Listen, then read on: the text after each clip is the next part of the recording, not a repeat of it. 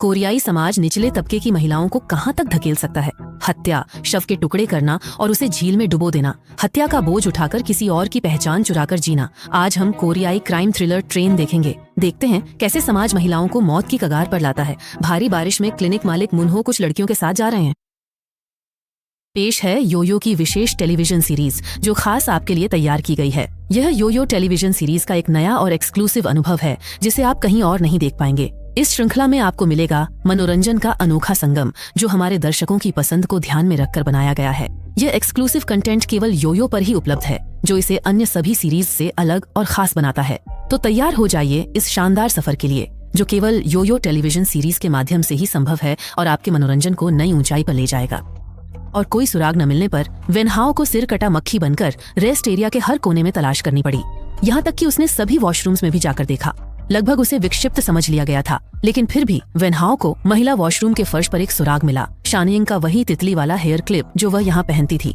इससे वेनहाओ को यकीन हो गया कि शानियंग जरूर किसी मुसीबत में है। वह तुरंत पुलिस स्टेशन गया और अपनी लापता मंगेतर को ढूंढने के लिए पुलिस से मदद मांगी। लेकिन पुलिसकर्मी ने उसकी रिपोर्ट दर्ज करने के बाद शानियंग की गुमशुदगी की जांच शुरू नहीं की, बल्कि वेनहाओ को समझाया कि वह घर जाकर धीरे धीरे खबर का इंतजार करे।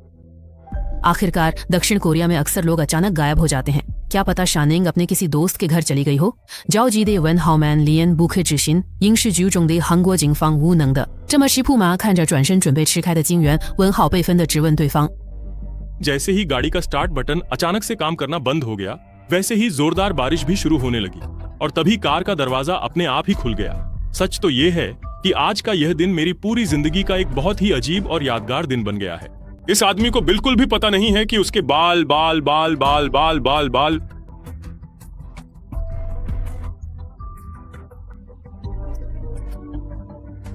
दुर्भाग्य से वनहाओ की शंका पुलिस को नहीं समझा पाई। अब वह सिर्फ खुद पर निर्भर था। वनहाओ तुरंत गाड़ी लेकर शानियंग के किराए के घर निकल गया। रास्ते में उसने माता पिता को फोन कर बताया कि शानियंग बीमार है, इसलिए वे आज नहीं आ पाएंगे। माता पिता के मान जाने पर भी घर पहुंचते ही वनहाओ फिर बेचैन हो गया। किराए के घर का लॉक ठीक था, पर अंदर सब कुछ बिखरा पड़ा था। लिविंग रूम से बेडरूम तक हर जगह लूटपाट के निशान थे और कपड़े भी गायब थे। हैरानी की बात थी कि वनहाओ ने शानियंग के क्रेडिट कार्ड के लिए वकील दोस्त डोंगे से मदद मांगी थी, पर रिकॉर्ड चेक करने पर पता चला कि शानियंग 2007 में ही दिवालिया हो चुका था। डोंगे ने पुष्टि के लिए शानियंग को फोन किया। यही वह अजनबी कॉल थी जो शानियंग ने कार में उठाई थी। लेकिन जब शानियंग ने डोंगे की पूछताछ सुनी तो उसने तुरंत फोन काट दिया और कार से उतर गई। वनहाओ डोंगे की बात सुनकर अंदर से हैरान और अविश्वास से भर गया, लेकिन डोंगे ने सीधे बैंक द्वारा कर्जदाताओं को भेजा गया बयान वनहाओ के हाथ में थमा दिया। बयान में लिखी एक एक शर्त को पढ़ते हुए अब वनहाओ चाहकर भी इस सच्चाई को नकार नहीं सका। वह मायूस होकर घर लौट आया। लिविंग रूम में रखी सगाई की तस्वीर को देखते हुए उसका मन अनायास ही उस दिन की ओर चला गया जब शानियंग के किराए के घर में दोनों के बीच की नजदीकियां खत्म होने के बाद उसने शानियंग को प्रपोज किया था। उस समय शानियंग अगले दिन की सुनहरी सुबह में जब सूरज की कोमल किरणें चारों ओर फैलने लगी थीं, तब वनहाओ ने अपनी आगे की यात्रा का संकल्प लिया और वे धीरे धीरे शानियंग के उस अत्यंत विशाल, भव्य और गौरवशाली क्षेत्र की सीमा में प्रवेश करने लगे, जहाँ का प्राकृतिक दृश्य न केवल आंखों को सुकून देने वाला था बल्कि मन को एक गहरी शांति और असीम आनंद से भर देने वाला प्रतीत हो रहा था। आज सुबह मैं समय पर तैयार होकर अपने काम के लिए ऑफिस की तरफ निकल गया था, लेकिन नतीजा यह निकला कि शानियंग न तो ऑफिस आई थी, न ही उसने बॉस को फोन करके छुट्टी ली थी और उसका फोन नंबर भी बंद था। कंपनी के लोग शानियंग को ज्यादा जानते नहीं थे और किसी को यह भी पता नहीं था कि उसके दोस्त कौन हैं। अच्छा हुआ कि सुपरवाइजर के पास शानियंग की सीवी रखी थी, जिसे वनहाओ को दिखाने के लिए दे दिया गया। वनहाओ ने इसी बहाने शानियंग की डेस्क भी ढूंढ ली, जहाँ उसे दोनों की वेडिंग हाउस का फ्लोर प्लान चिपका मिला और बगल में रेनोवेशन के आइडियाज लिखे हुए थे। इससे लगता है कि शानियंग अपनी गुमशुदगी से पहले वनहाओ से शादी करने की पूरी तैयारी कर चुकी थी। ऐसे में उसका गायब होना और भी संदिग्ध लगने लगा। उसी दिन वनहाओ ने सीवी में दी गई जानकारी के आधार पर शानियंग के पहले जिन कंपनियों में काम किया था उनसे संपर्क किया, लेकिन हैरानी की बात यह थी कि सीवी में लिखी कंपनियां या तो फर्जी थीं या फिर शानियंग ने वहां कभी काम ही नहीं किया था। यानी शानियंग की यह सीवी पूरी तरह से बनाई हुई थी। वनहाओ ने इतनी मेहनत की लेकिन एक भी काम की जानकारी हाथ नहीं लगी। जासूसी एजेंसी की कर्मचारी हुआ मेई ने वनहाओ को उदास देखकर दयालुता से सुझाव दिया कि वह कोरियन यूथ एजुकेशन सेंटर में फोन करके खुद को शानियंग का पुराना दोस्त बताकर उसके पुराने पते और जीवन के बारे में पूछ सकता है। यह तरीका सच में कारगर रहा और कुछ जानकारी मिल गई। लेकिन जब उस विशेष समय पर आधिकारिक तौर पर दिवालियापन घोषित करने के लिए कानूनी रूप से आवेदन पत्र जमा किया गया था, तब स्थिति पूरी तरह से बदल गई थी और सभी संबंधित पक्षों को इस गंभीर वित्तीय संकट की सूचना औपचारिक रूप से दे दी गई थी, जिसके कारण पूरी प्रक्रिया में एक बहुत बड़ा और महत्वपूर्ण मोड़ आ गया था। शानिंग का कर्ज 30 मिलियन से अधिक हो गया क्योंकि वह पुराने कर्ज चुकाने के लिए नए कर्ज लेता रहा। रिजॉर्ट में वेटर की कम तनख्वाह के बावजूद वह समय पर भुगतान करता था, पर सियोल ट्रांसफर होने के बाद उसके खर्च बारिश गए और क्रेडिट कार्ड बिल बेकाबू हो गए। भुगतान में देरी होने लगी और ऊंचे ब्याज वाले लोन के कारण वह सब प्राइम लोन तक पहुंच गया। 2 साल पहले मां के निधन के बाद वह बीमा क्लेम की सलाह लेने आई थी। उनकी पॉलिसी इस पुरानी फाइल की तस्वीर में अपनी मंगेतर के साथ बहुत ही ध्यान से देखते हुए वह पुरानी यादों को ताज़ा कर रहा है और फाइल की तस्वीर में अपनी मंगेतर के साथ गहराई से देखते हुए खो गया है।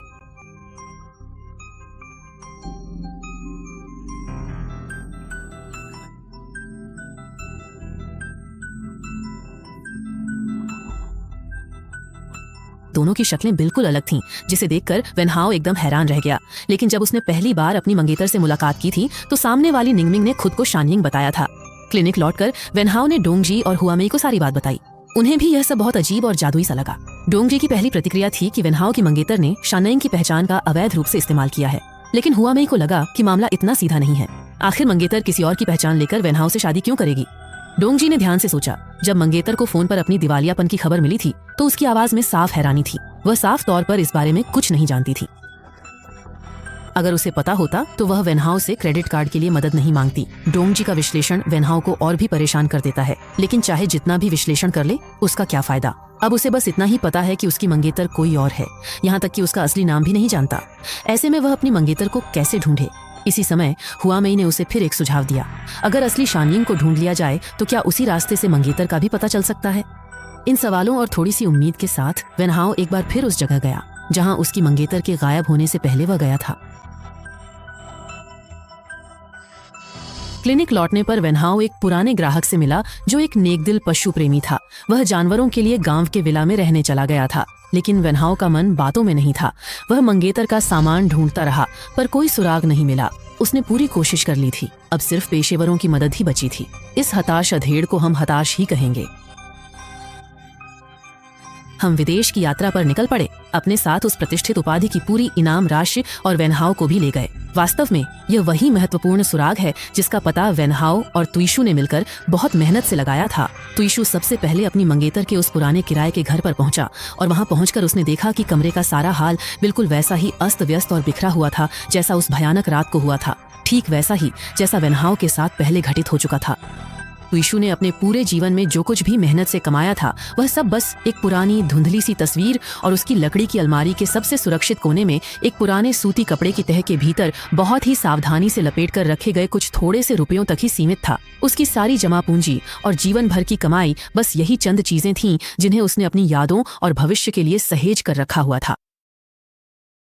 उस बेचारे व्यक्ति के जीवन में सहारा देने के लिए न तो कोई सच्चा दोस्त बचा था, न ही उसका अपना कोई प्यारा परिवार साथ था और न ही उसके पास कोई ऐसा करीबी इंसान मौजूद था जिसे वह प्यार से चूम सके या अपना दुख बांट सके। वह पूरी तरह से अकेला और बेसहारा महसूस कर रहा था क्योंकि उसके चारों ओर सन्नाटा था और कोई भी उसकी भावनाओं को समझने वाला वहां नहीं था। यहाँ पर तो कुछ भी नहीं है।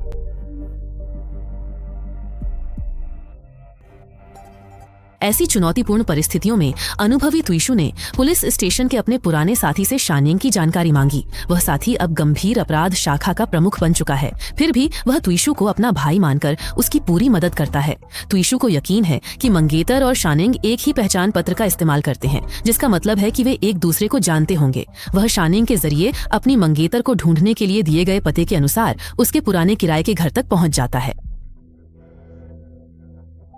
अगर हम रिकॉर्ड्स को ध्यान से देखें तो पता चलता है कि शानयिंग के उस क्लिनिक से अचानक गायब हो जाने का जो समय दर्ज है वह अब से लगभग पूरे 2 साल पहले का बताया जा रहा है। विस्तृत जानकारी के अनुसार उन्होंने साल 2008 के जुलाई और अगस्त के महीनों के दौरान उस क्लिनिक में अपना उचित इलाज करवाया था, लेकिन रिकॉर्ड यह भी दिखाते हैं कि शानयिंग के क्लिनिक से पूरी तरह गायब होने का जो निश्चित समय है वह ठीक 2 साल पहले के मार्च महीने का ही है। अब उनके मंगेतर ने अपनी पहचान पूरी तरह से छिपाने के लिए जो नया और अनोखा भेष बदला है, उसे देखकर कोई भी उन्हें पहली नजर में बिल्कुल भी नहीं पहचान पाएगा, क्योंकि उन्होंने अपना पूरा हुलिया ही बदल लिया है। जी हाँ, आपकी यह बात पूरी तरह से सच है और इसमें रत्ती भर भी संदेह की कोई गुंजाइश नहीं है। यह बिल्कुल निश्चित है। अब जब वो हेंगची के भेष में छुपी शानिंग की असलियत सामने आ गई तो उसने किराए का घर पूरी तरह खाली कर दिया और वहां से चली गई।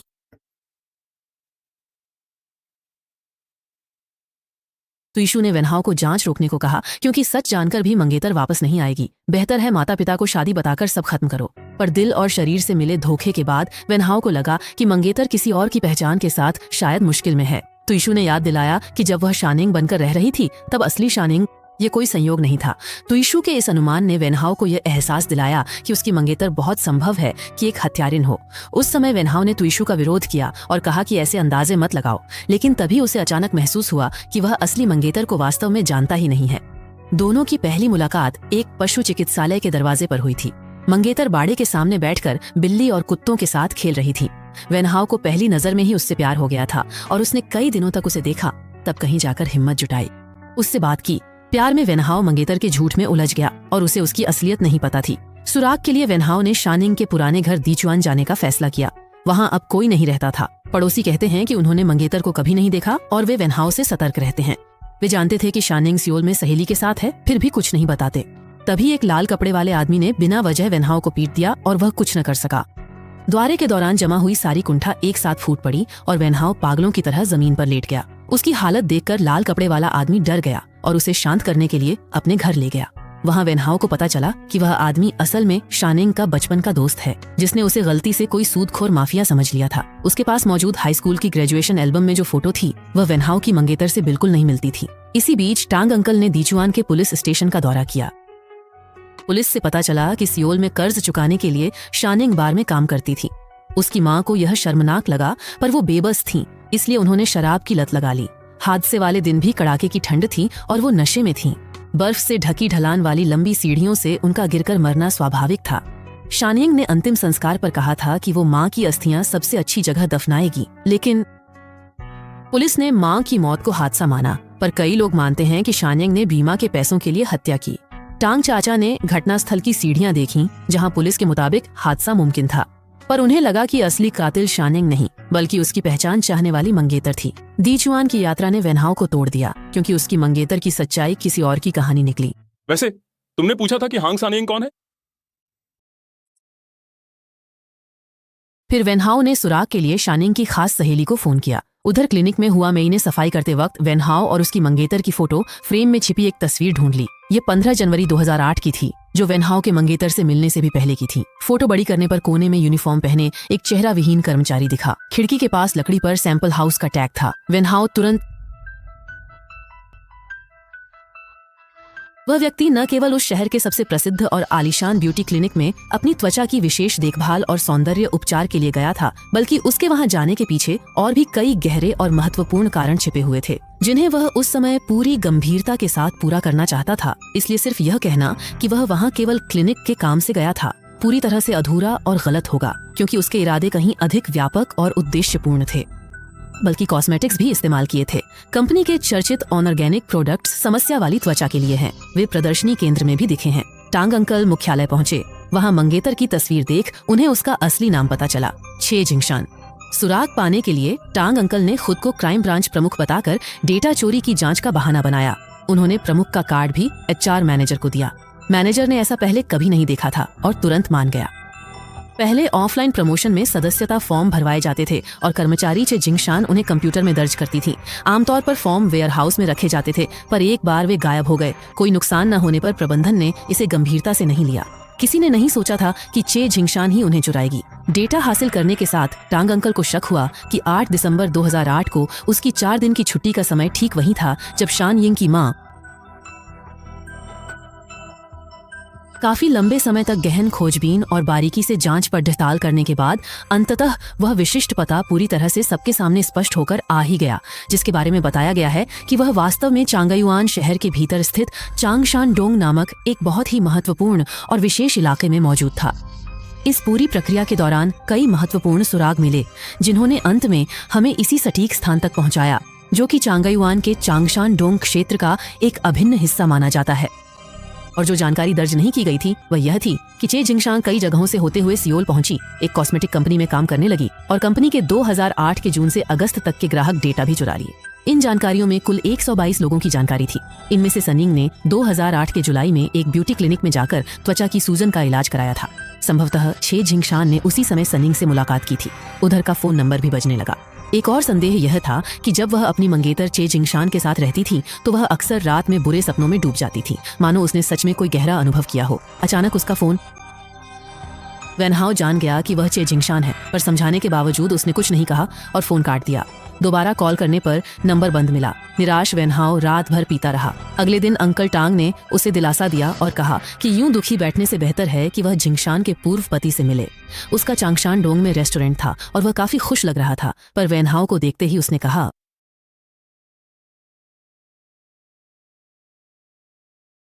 वह व्यक्ति जो पहले उनका पति हुआ करता था और जिनसे अब उनका कानूनी रूप से तलाक हो चुका है।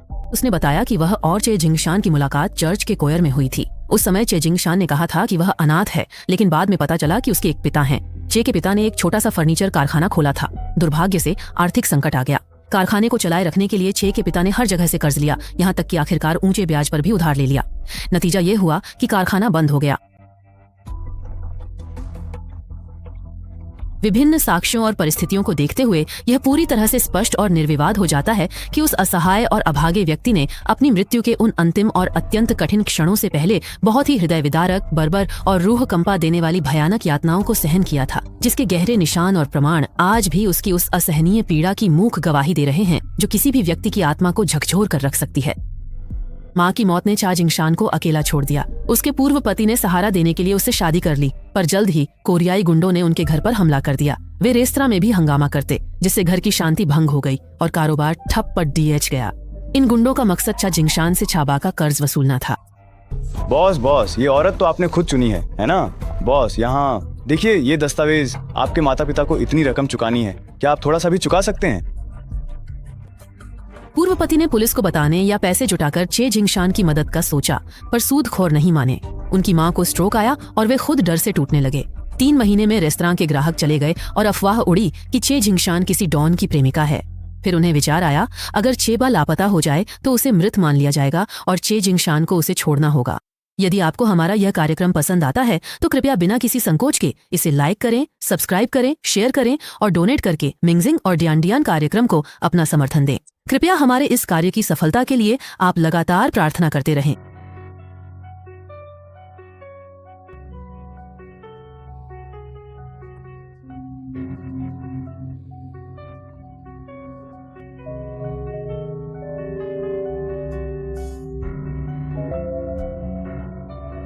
लगातार धमकियों और प्रताड़ना से तंग आकर उसके पति ने चा जिंगशान से तलाक ले लिया और उसे 5 मिलियन वॉन भी दिए।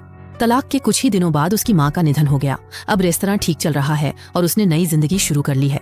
वह अब चा जिंगशान को याद नहीं करना चाहती, पर जब उसे पता चला कि वेनहाओ उसे ढूंढ रहा है तो उसने सुराग दिया कि तलाक के बाद चा जिंगशान वह माशान में गायन मंडली के दोस्त से मिलने गया। उसके पूर्व पति को नहीं पता था कि चा जिंगशान स्टेशन से निकल नहीं पाया और लोन शार्क के गुंडों ने उसे कर्ज के लिए मजबूर कर दिया। जब दोस्त मिला तो जिंगशान टैक्सी किराया देने लायक भी नहीं था। गुंडों के डर से दोस्त ने उसे सियोल में छुपा दिया। वहां नई नौकरी पाकर उसने चोंग पोदोंग में कमरा लिया। इस बीच जिंगशान एक बार 2:30 बजे अपने दोस्त से मिलने आया। सबसे अधिक चौंकाने वाली और हैरान कर देने वाली बात तो वास्तव में यह थी कि उसे अपने असली जैविक पिता के अस्तित्व के बारे में रत्ती भर भी जानकारी नहीं थी और न ही उसने कभी अपने जीवन में उनके बारे में कुछ भी जानने की कोशिश की थी, क्योंकि उसका पूरा अतीत एक बहुत ही गहरे और अनसुलझे रहस्य के पर्दे में पूरी तरह से छिपा हुआ था, जिसके बारे में उसे आज तक किसी भी व्यक्ति ने कुछ भी स्पष्ट रूप से नहीं बताया था और वह इस सच्चाई से बिल्कुल अनजान बना रहा। उसके करीबी दोस्त के द्वारा दिए गए विस्तृत बयानों और अस्पताल में भर्ती होने से संबंधित आधिकारिक मेडिकल रिकॉर्ड्स की गहन जांच ने अब बिना किसी संदेह के पूरी तरह से यह साबित कर दिया है कि चा जिंगशान वास्तव में सोनियंग की मां की उस दुखद हत्या की घटना में शामिल नहीं था और वह पूरी तरह निर्दोष है। यकीन मानिए, मैं कोई हत्यारा नहीं हूँ। मैं असल में ताइवान से आया हूँ। मैं सच कह रहा हूँ कि मैं ताइवान से ही आया हूँ। पीछे मुड़कर देखने पर रास्ते में वेन हाओ अब भी चा जिंगशान के अनुभवों के बारे में सोचकर अंदर से दुखी था। उसने बहुत दर्द और उलझन के बाद तय किया कि अब और जांच नहीं करेगा, लेकिन उसे यह उम्मीद नहीं थी कि इसी समय सोनियंग की सबसे करीबी दोस्त का फोन आ जाएगा। उसकी दोस्त ने बताया कि वह और सोनियंग पहले एक साथ यात्रा पर जाने का वादा कर चुके थे, लेकिन उसकी माँ की मृत्यु के बाद वे दोनों फिर कभी नहीं मिले। हालांकि वे कभी कभी संदेशों के जरिए संपर्क में रहते थे। सोनियंग ने कहा था कि जब वह चिंगपोडोंग में थी तो उसे कई अजीब घटनाएं घटीं। हमेशा कोई उसे शरारती फोन करता था, ऐसे फोन जो उठाते ही 1 सेकंड में कट जाते थे, और कुछ नहीं। डाकघर का ताला अक्सर टूटता और चिट्ठियां खोल दी जाती थीं। सोनियंग को बीमा की बड़ी रकम मिली थी, उसे लगा कोई जानकार इस पर नजर रखे है। खैर, उसने कब्रिस्तान खरीदकर तस्वीरें सहेली को भेजी, पर जब तुइशु ने सहेली के फोन में वे तस्वीरें देखीं तो चौंक गया। वे किसी और ने खींची थीं। उसे याद आया कि चा जिंगशान भी कभी चिंगपोडोंग में रहा था, तो उसे शक हुआ, और सचमुच कुछ तस्वीरों में चा जिंगशान और सोनियंग साथ नजर आ गए। सहेली ने कहा कि ये दोनों बहुत अच्छे से घुल मिल गए थे। बाद में तो वह खुद भी सोनियंग का फोन नहीं मिला पाई। उसे पहले लगा था कि सोनियंग ने नया दोस्त बना लिया है और अब उसे अपनी पुरानी सहेली की जरूरत नहीं रही, लेकिन असलियत उसकी कल्पना से भी ज्यादा। सोनियंग का स्वभाव और उसका व्यक्तित्व वास्तव में बहुत ही अधिक कठोर और निर्दयी था। वह लगभग पूरी तरह से और गहराई से संवेदनहीन हो चुकी थी, जिसके कारण उसके मन में अब किसी के लिए भी किसी भी प्रकार की सहानुभूति या कोमल भावना का नामो निशान तक नहीं रह गया था। कहानी में चा जिंगशान सही थी, उसकी माँ नहीं थी, कोई परिवार या करीबी दोस्त भी नहीं था। उसे बस सोनियंग का पीछा कर उस पर नजर रखनी थी और उसके पत्र APRH कर जानकारी जुटानी थी। फिर जिंगशान ने जानबूझकर सोनियंग से गहरी दोस्ती कर ली। इस तरह वह चुपचाप सोनियंग की पहचान छीनकर उसकी जगह जी सकती थी। लेकिन असली सोनियंग का क्या? जिंगशान ने सफाई का सामान और चाकू खरीदे, फिर सोनियंग को पहाड़ी घर में पार्टी पर बुलाया। जब सोनियंग बेफिक्र हो गई, चा जिंगशान ने फिर उस व्यक्ति को गायब करने की भयानक योजना शुरू कर दी। हालांकि उस समय चा जिंगशान भी बहुत डरी हुई थी। टुकड़े टुकड़े करने की प्रक्रिया के दौरान वह खुद को उल्टी करने से नहीं रोक पाई, यहाँ तक कि ताज़ा खून से पूरा घर भर गया। लेकिन डर के बाद उसकी नजरों में एक दृढ़ता आ गई, क्योंकि यह उसके लिए खुद को फिर से जन्म देने का मौका था। निराशा और नर्क जैसी जिंदगी के मुकाबले किसी की हत्या करना और फिर एक लाश को गायब कर देना उसके लिए कोई बड़ी बात नहीं थी।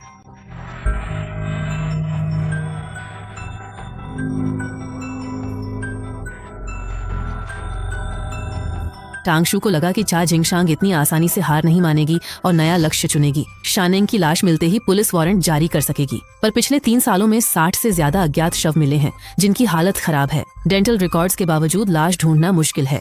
बिना लाश के हत्या साबित नहीं होगी और न ही सबूत मिलेंगे। टांगशू के कहने पर टीम लीडर ने पहले चा जिंगशान का सुराग ढूंढने का फैसला किया। अगले निर्दोष व्यक्ति को शिकार बनने से पूरी तरह से रोकने के लिए उन दोनों ने मिलकर बहुत सावधानी के साथ शानिंग द्वारा रखी गई सभी कठिन शर्तों और नियमों के आधार पर एक विस्तृत सूची तैयार करने का निर्णय लिया। काफी समय तक विचार विमर्श करने और हर पहलू को गहराई से परखने के बाद अंततः जो चौंकाने वाला नतीजा सामने निकल कर आया वह यह था कि उस पूरी सूची में सिर्फ यह सब कुछ जो आप यहाँ देख रहे हैं वह निश्चित रूप से किसी ऐसे जुनूनी और पागल व्यक्ति की सोची समझी करतूत है जो काफी समय से किसी का पीछा कर रहा है। इस तरह की डरावनी और बेहद परेशान करने वाली हरकतें केवल वही इंसान कर सकता है जिसका मानसिक संतुलन पूरी तरह से बिगड़ चुका हो। यह पूरी स्थिति साफ तौर पर यह दर्शाती है कि यह किसी मामूली अपराधी का काम नहीं है, बल्कि एक ऐसे खतरनाक पीछा करने वाले की गहरी साजिश है जिसने इस पूरी घटना को अंजाम देने के लिए बहुत समय लगाया है। पागल स्टॉकर 3 साल से झेनहुई के पीछे था और खिड़की भी तोड़ चुका था। पुलिस उसे पहचान नहीं पाई, पर क्राइम ब्रांच ने मामला हाथ में ले लिया। टीम लीडर ने रात भर निगरानी बिठाई और अगले दिन घात लगाने का प्लान बनाया ताकि चा जिंगशान को पकड़ा जा सके। लेकिन उसी रात टांगशू को घर के नीचे वह स्टॉकर मिल गया। वह जिंगशान नहीं बल्कि एक गुंडा था जो झेनहुई को एक तरफा पसंद करता था और उसी ने खिड़की तोड़ना कबूला। लेकिन उसने कहा कि उसने कभी कोई फोन नहीं किया और न ही कोई चिट्ठी खोली, लेकिन वह हमेशा एक संदिग्ध महिला को झेनहुई के घर और ऑफिस के बाहर घूमते हुए देखता था।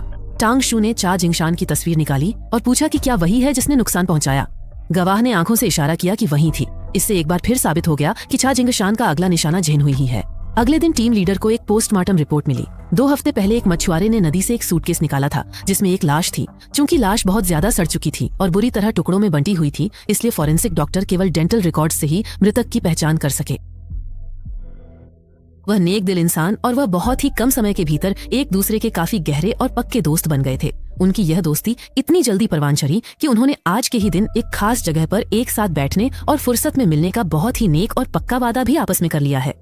वे दोनों अब इस मुलाकात को लेकर बहुत उत्साहित हैं और एक दूसरे के साथ बिताए जाने वाले इस समय का बेसब्री से इंतजार कर रहे हैं ताकि वे अपनी पुरानी यादों और भविष्य की बातों को साझा कर सकें और अपने इस नए रिश्ते को और भी अधिक मजबूती प्रदान कर सकें। वे जल्दी ही दोस्त बन गए और आज साथ में घूमने जाने का वादा किया।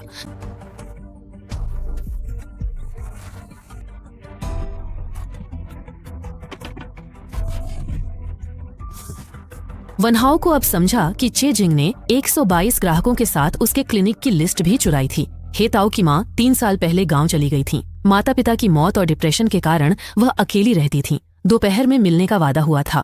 दोपहर 3 बजे स्टेशन पर मिलना तय था। शायद चे जिंगशान भी वहां आए। वनहाओ ने हुआ मेई को सावधान रहने को कहा और खुद स्टेशन निकल गया। चिंतित हुआ मेई ने टांग अंकल को फोन किया।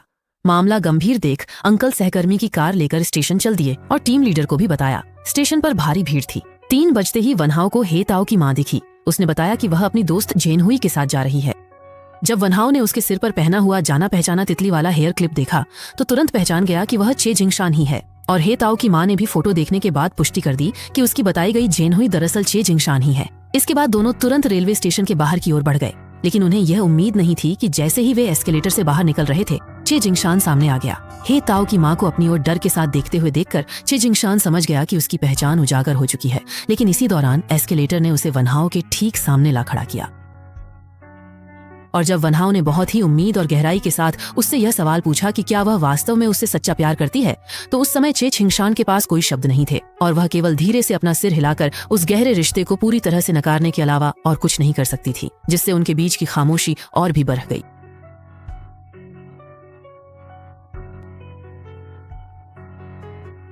इसी समय उसने चे, तुमने अचानक से मेरा हाथ पूरी तरह से छोड़ दिया है और अब मैं यहाँ बिल्कुल अकेला महसूस कर रहा हूँ। तुम्हें ऐसा नहीं करना चाहिए था। चे जिंग दर्द सहते हुए सामान्य बनकर स्टेशन में दाखिल हुआ। उसे नहीं पता था कि लेग शू वहां खरीदा था। तभी टीम लीडर भी अपनी टीम के साथ पहुंचा। वनहाओ जियानचुआंग खबर देने स्टेशन लौटा, पर टीवी पर शान यिन की हत्या की खबर आ चुकी थी।